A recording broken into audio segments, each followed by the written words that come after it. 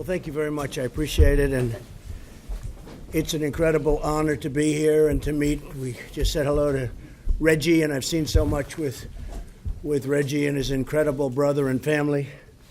And we're with you. You know that, right? You know that. And we're here to make a tour in a little while of the border. And we have fantastic people with us, including our great senators from the state of Texas. And thank you very much, John and Ted. Thank you very much for being here. And our lieutenant governor, who's been my friend for a long time. And I also hear your son is doing a very good job.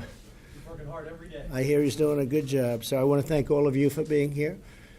And we're going to go around the table and say a few words. Attorney General, thank you very much for being here. Appreciate it. What a job you've done. Big victory you had recently, too. It's a very important victory. The individual mandate, we're going to see if that holds up, because it should. That was the excuse they had, and now we'll see if it holds up, right? But I think you're going to be in great shape. I'm honored to be in McAllen, Texas, with the heroes of Border Patrol, and they are heroes. You know, you have so much. Border Patrol, ICE, and law enforcement generally. You take so much heat, you take so much abuse from people that don't know what they're talking about. I want to just say that you have a friend with this administration, and you have a friend with me. Yes. Nobody does a better job. Nobody does a better job.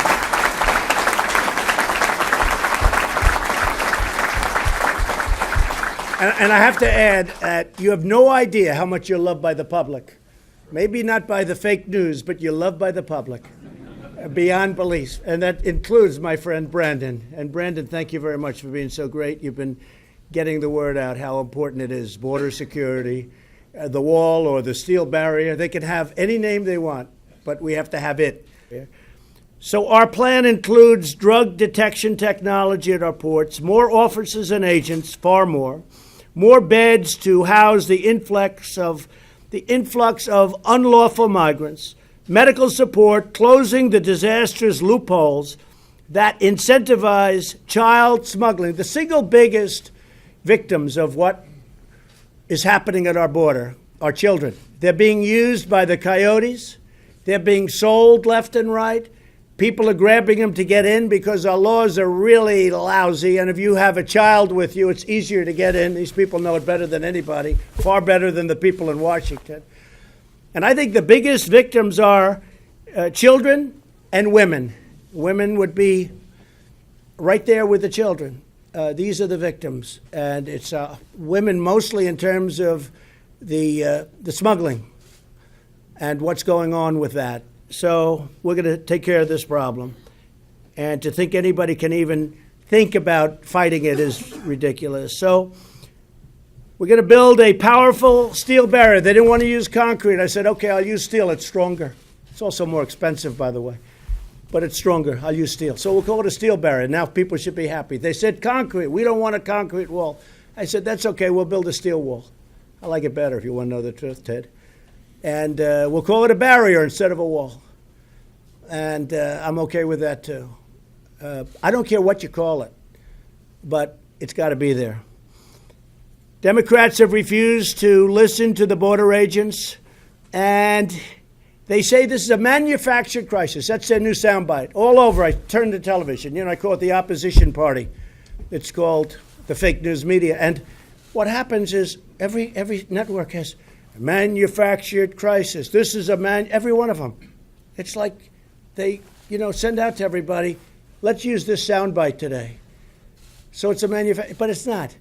What is manufactured is the use of the word manufactured. It's manufactured by them. Every single of the negatives.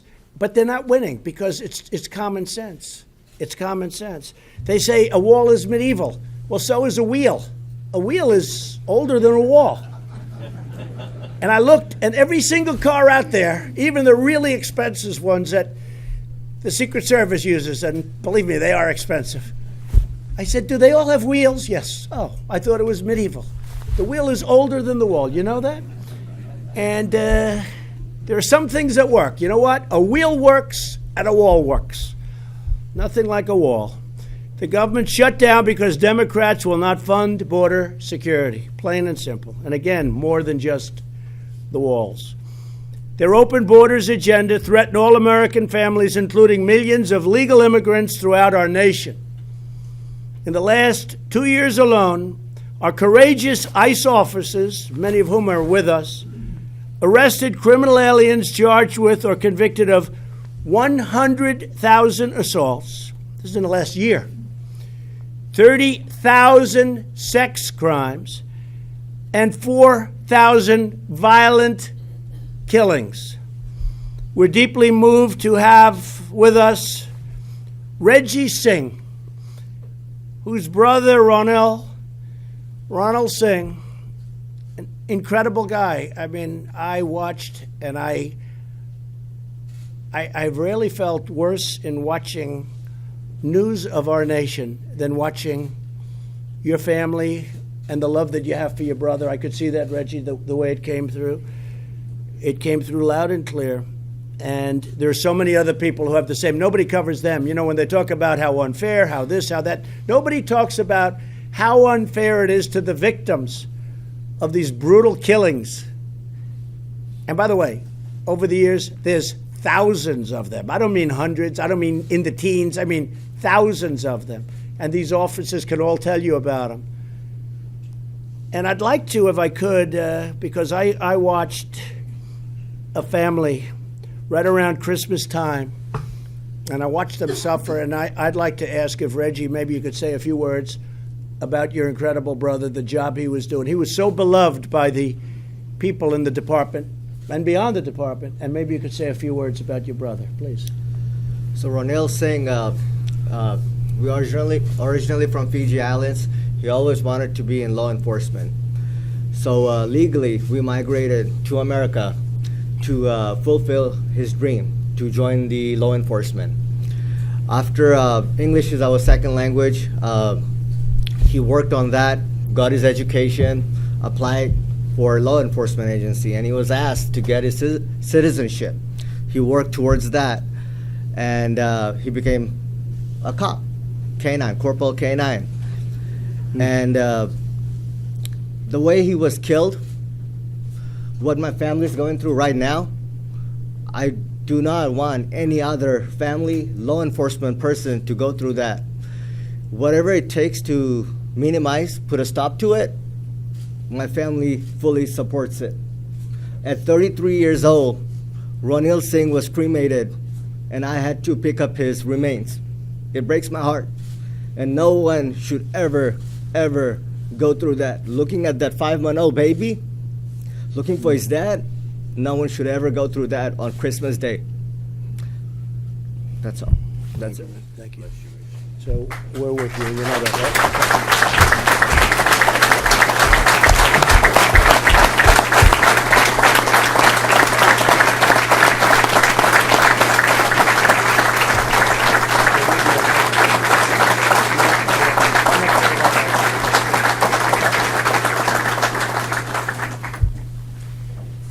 That was a tough one, too. That was a tough one for a lot of people. Not only the family, for a lot of people in this country. That was a tough thing to watch. Also with us, Marie Vega, whose son, Border Patrol agent Javier Vega Jr., who is another person who was loved by so many in the department, on the Border Patrol. We had so many people talking. They're still talking so much about him. It happened in 2014. He was out fishing with his wife, his parents, and his kids. And Marie, I'd like to maybe say a little bit about your son, because he is so loved and respected still in this room. Please. Thank you. Thank you. My name's Marie Vega. We have 2 sons, my husband Javier and I. Very proud of both of them Marines. Harvey, at a very young age, expressed a love for law enforcement. And like, you know, the parent that wants the child to grow up and be something and be a productive human, we supported him. and he showed interest in the police force. Numerous times he rode with the police officers around our town, surrounding towns. When he was in high school, he told us that he wanted to be a Marine. And of course, it's like, okay, you want to be a Marine, you're going to start this, you're going to follow through, and you're going to finish it. And that's what he did. He became a Marine. Upon leaving the United States Marine Corps, he went to college, became a biomed engineer, and almost immediately after graduating, he was offered a job at Christus Pond in Kingsville. While working at Christus Pond, because he was surrounded by agents and saw how they worked, and still with that, love for law enforcement in his heart, he came to me, came to my husband, and said, "Mom, Dad, I want to be a Border Patrol agent." And of course, again, okay, you want to be a Border Patrol agent, then you're going to be a Border Patrol agent. And he became an agent. I always worried about him, like I worry about our family now. I want them to go to work, be safe, come home to their family safely.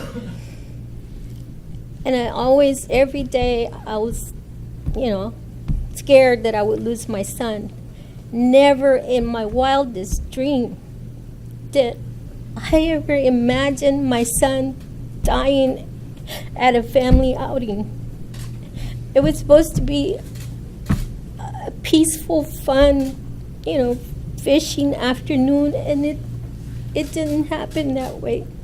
It didn't happen that way because we had a criminal, illegal alien that killed him. He came thinking that he was entitled to one of the 2 vehicles that we had there. No family, like Mr. Singh says, should go through this. No one. No family should suffer the loss of a child. A parent should not have to bury their child.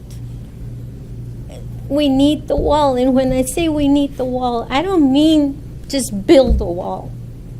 There's other things that we need to do also. We need to enforce immigration laws. Right. We need tougher judges. We need the wall itself. Our Border Patrol agents need to have what they should have, the equipment, the materials they need to do their job. Thank you very much. You're 100% right. Thank you.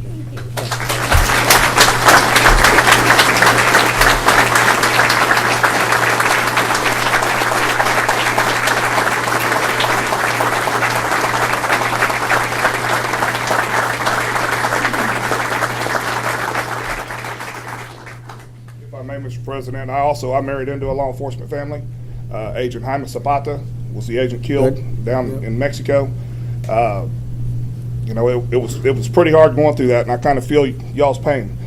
Jaime and I were not all that close at first. We gained, become really, really good friends after that. After that happened, I don't know how, but the killers, when they got sent or went up to D.C., they were allowed to bring their entire family and put them up on the taxpayer's dollar, and in front of his parents, just paraded them around, and it was like a stab in the back, for the government that he gave his life for, and it just. When was that? How long ago?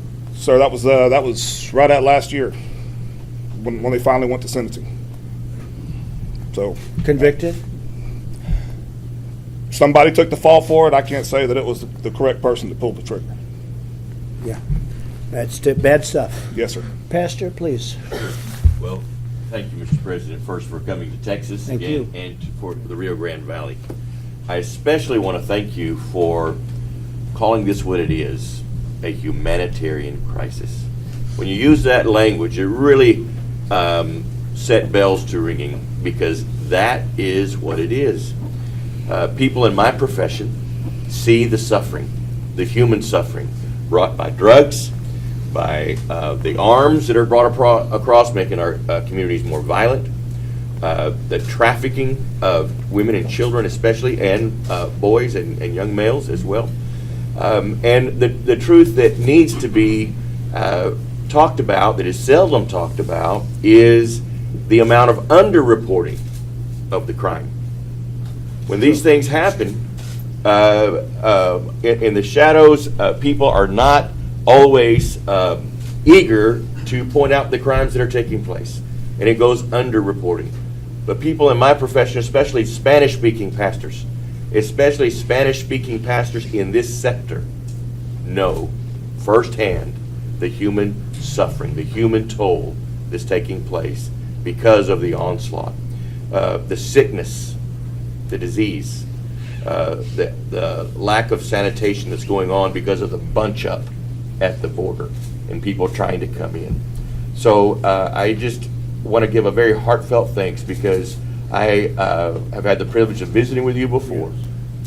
I know your heart of compassion, although some don't want to paint you as having a heart of compassion.